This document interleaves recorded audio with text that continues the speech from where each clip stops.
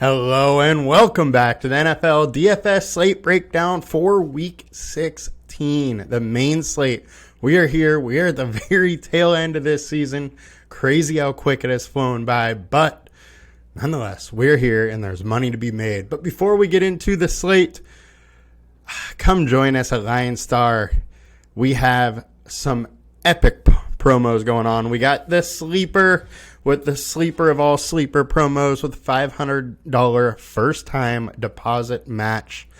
So there's really no better deal than that going on right now. And whenever you can get that much free money, you should deposit as much as you can and take advantage. Sleeper has a very similar prop-based product, just like Underdog or Thrive or Chalkboard or Prize Picks. So I absolutely recommend getting involved and get 1 month free of LineStar while you do it. Now, let's get into this slate. So we got 9 games on the docket. So it is a little bit of a smaller slate than we are used to for a main slate here.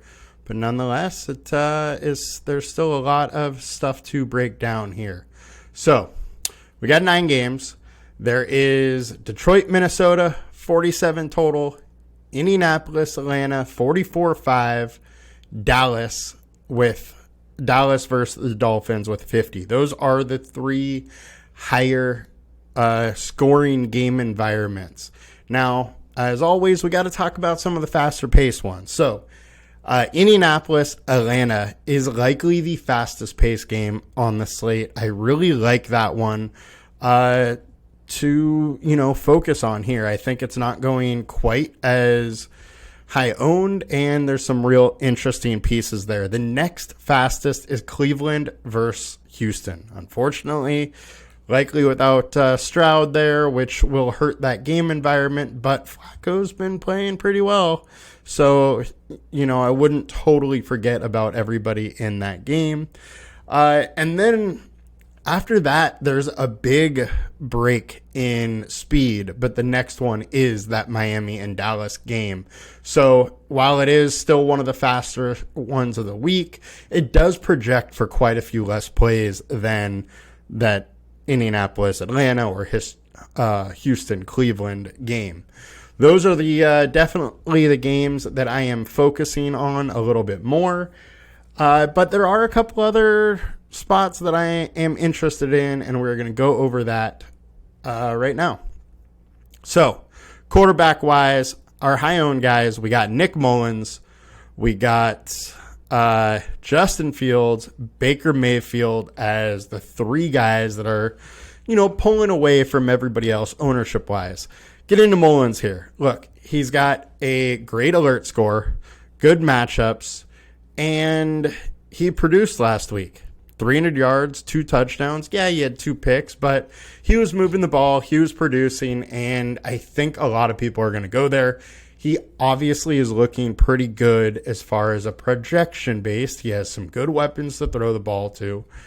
But I definitely am a little scared off by the fact that everybody is going there, and there might be some other spots to attack this situation. The one thing with the Detroit defense, though, is their weakness is absolutely the secondary, so I get why people are going there when Mullins is only 5,300.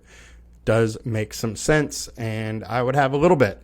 Justin Fields, it does definitely feel like if there is a week that Justin Fields can separate himself from the pack fantasy point wise, this might be it. Versus Cardinals team, they allow a ton of rushing upside. They haven't been good versus the pass. So I think it's a pretty interesting spot. Their pass rush is non-existent. So if he's throwing, there's going to be time for, say, DJ Moore to get down the field. The other thing is that there's designed runs. Cardinals haven't been good at stopping the run. So I think Fields is pretty interesting from a couple different standpoints here. I am bummed that he's one of the higher owned guys, even though, that game isn't super exciting. But he still does have one of the higher team totaled games. So that's one thing we haven't talked about. The team totals here, Miami, Detroit, Dallas, Chicago have the highest team totals on the week. Next, we got Baker Mayfield. Baker absolutely crushed last week. And personally, I can't see him do that again. But we do have a factor in this game that I find very interesting. Both defenses are pass funnels. Both defenses are tougher versus the run than the pass and kind of dare teams to pass against them. So whenever that happens, there is a little bit better chance of bigger plays, and that leads to a little more shootout. So I am interested in this game. I am just more interested from the other side, going the Trevor Lawrence way. And, I could bring it back with Mike Evans or Godwin or whatnot. Or Rashid White. The thing with this Buccaneers team is the guys that are actually doing damage from the Bucs. It's a very, very shallow tree. You got Evans, you got Godwin, and you have White. Otton's kind of involved, but not really. Their third, fourth receivers aren't really involved. So with that, I think it's more interesting to go Trevor Lawrence, stack that side, and then just run it back with a Godwin or an Evans, because the only way Lawrence is likely getting there is if the Bucs are scoring some points as well. So I think the game stack situation of this game is an interesting one. So those are the high owned here on DK. We will flip to FanDuel, go over some high owned quarterbacks here. We got good old Geno Smith coming in at 20%. We have Fields at 20% and Nick Mullins under at 12. So I like that it's different quarterbacks to talk about here. Geno Smith versus Tennessee. Tennessee's D, their secondary isn't good. So it leads me to believe that Geno might be all right. My issue here is that Seattle as a team doesn't really push it unless they get pushed. Tennessee's not likely to push them. So for that reason, I'm probably kind of out on Geno. The matchup's good. If Tennessee comes out, breaks a couple big plays, and makes the Seahawks go, then Geno could have some success, but I think that needs to happen, and I just don't think it's a very likely thing to happen. Fields we covered. Tua, look, I think both this Dallas team and this Miami team are going to be coming into the game going, we need to score points. And that just sets up, when they are aggressive from the first snap, it sets up that they're going to try and just score points, and it sets up, higher scoring games in general. And if there's any game on this slate that I think could go 67 points, this one would be it.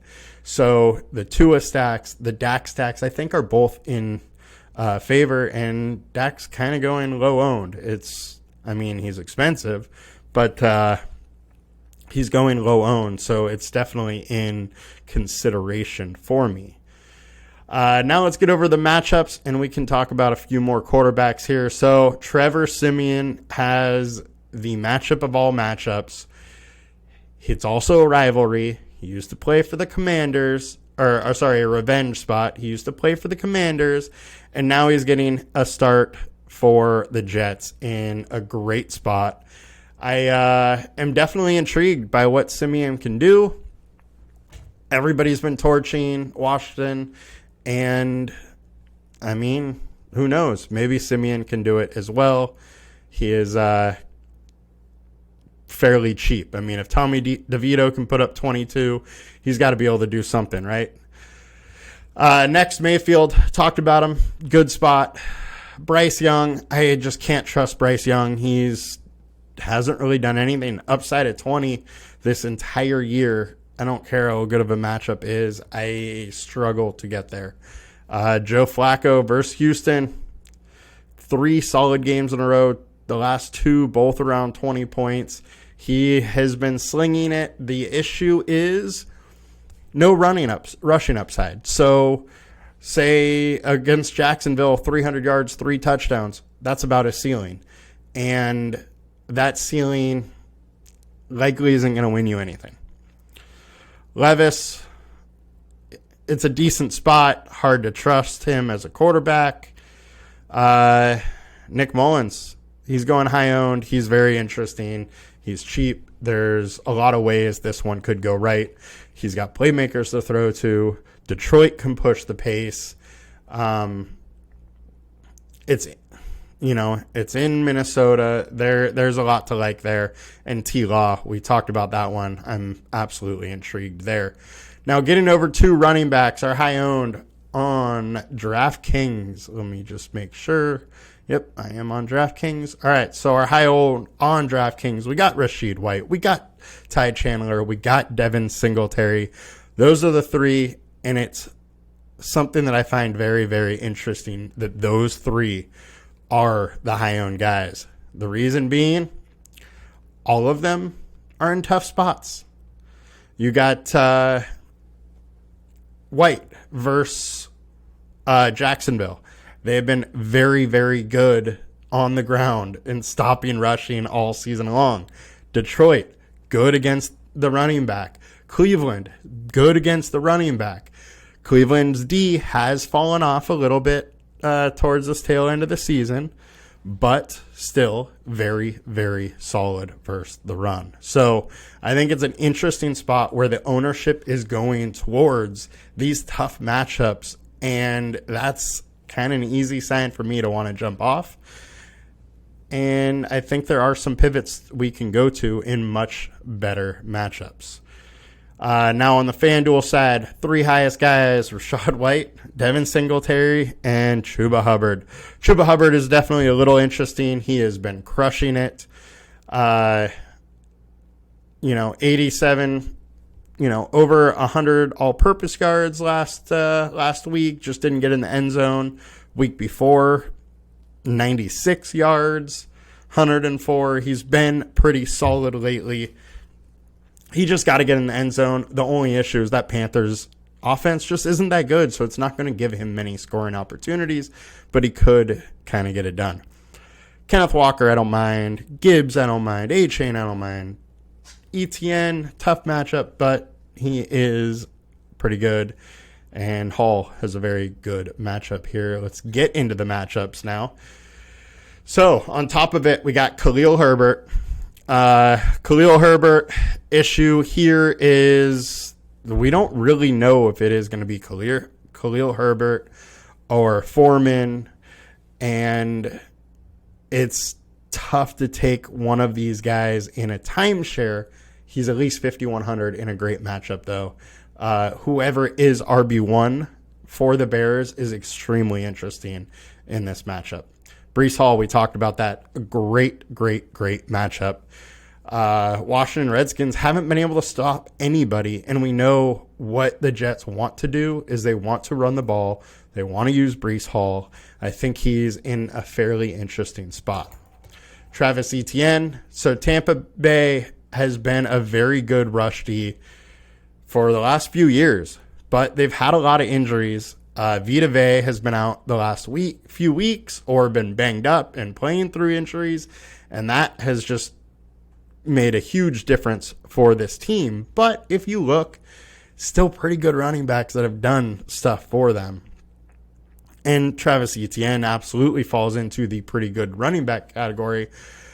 But I think it is a little bit of they have been worse against the run recently, but as a team, they're still good. I would just pay attention to the Tampa Bay defensive reports. If some of those guys are coming back, then I don't like Etienne as much, but I think he is at least interesting in this spot. Chuba is interesting.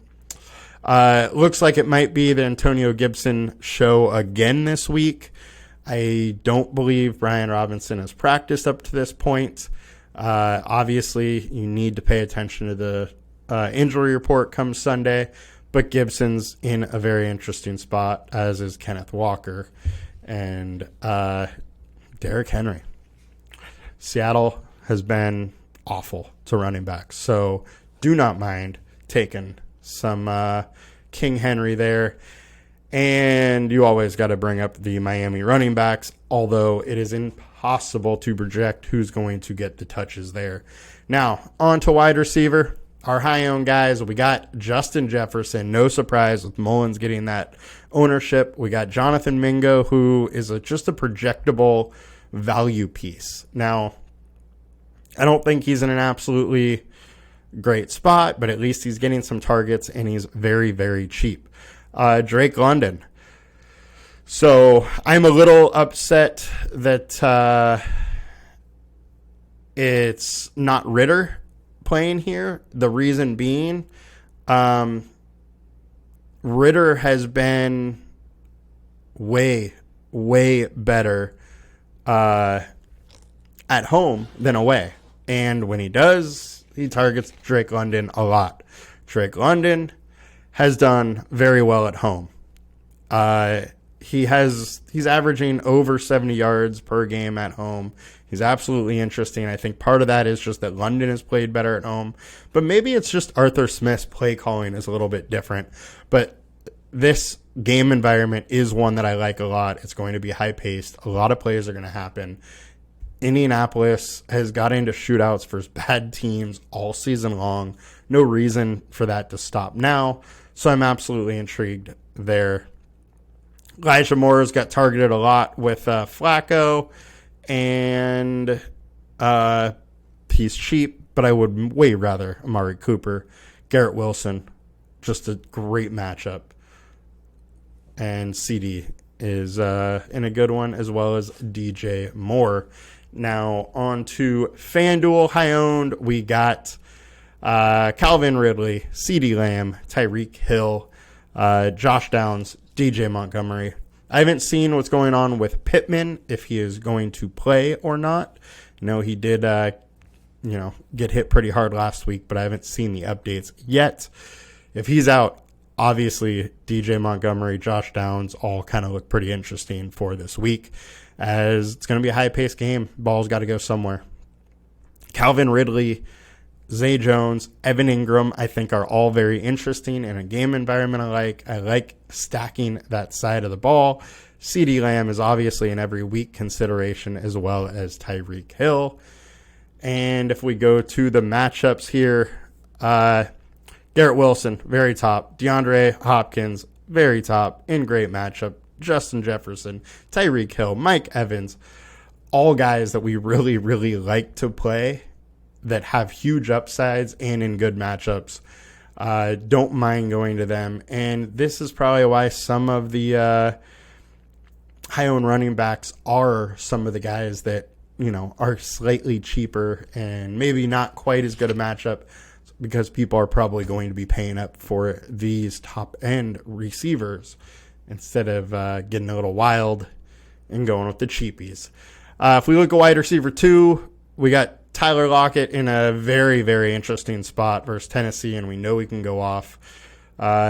Burks hasn't really done anything all year. Gibson's meh. Zay Jones, already talked about him and liking him. And Mingo getting some ownership, decent on the matchup situation. And last but not least, wide receiver 3. And nothing super interesting there for me except for Noah Brown. Noah Brown was limited. Nico Collins was limited. Tank Dell is out. We got to watch practice reports for Houston. They didn't have anybody, and they targeted Brown a ton last week. 11 targets, 8 for 82 and a touchdown. When he has got the ball, he's done well this year. So if they're going to go to him again, I think you got to at least consider him. Now let's get into the tight end spot. So high owned, we got Otten, we got Ingram, we got Trey McBride. Trey McBee, you gotta consider. I think he's been absolutely crushing. He's in a game you can stack. You can go with stacking that Bears team and then bring it back with McBride, where he's had a solid floor. The issue here is that Arizona offense doesn't score very much, so the likelihood of a TD is slim for him. But if he does, with the volume that he's had, he's in a really, really nice spot there. outside of that, nothing hugely sticks out. Maybe this Dalton Schultz spot. As I said last week, the receivers are out, and he's going to get some volume. He had 5 targets, 4 for 58. Not an awful game from the tight end. Just missed that end zone situation. That happens, and it's totally different. Sam Laporta, huge upside, and going low owned in a high scoring game environment. So you got to like that one. FanDuel, high owned guys, TJ Hawkinson, Sam Laporta, Kyle Pitts. So it's interesting that, dichotomy of the two slates. So the high upside guys are high owned on FanDuel, the guys that are a little more consistent with the high upside, just due to the pricing nature of the slate. So I think all 3 of them are interesting. Don't mind going to any of them. Pitts in that Atlanta versus Indy game, absolutely interesting, as we know his athletic ability and he can break a slate. Just hasn't really done it for the last 2 years, but he has the athletic ability at least. And let's get over to the matchup. So Dalton Schultz at the top of the matchups. Evan Ingram's there. Cade Otton, Trey McBride, Cole Kmet. Kmet makes a great stacking partner with Justin Fields. He really relies on Kmet or DJ Moore. Mooney is there, but just doesn't get much work. So, he's heavily in consideration with any Fields lineups. And that will do it for us today. I think all in all, it's a pretty interesting slate. Some different ways to go about it. And with it only being a 9-game slate, there's going to be a little bit more centered ownership on probably a couple players here. So getting different is going to be intriguing. And there are some spots we can get different. It's just not pretty. Stacking the Jets isn't pretty.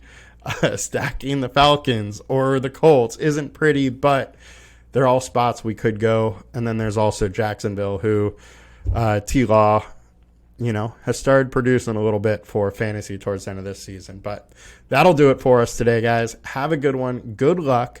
Please like, comment, and subscribe. And I will see you soon. Hope you guys have a happy holidays. Merry Christmas. See you next week. Bye.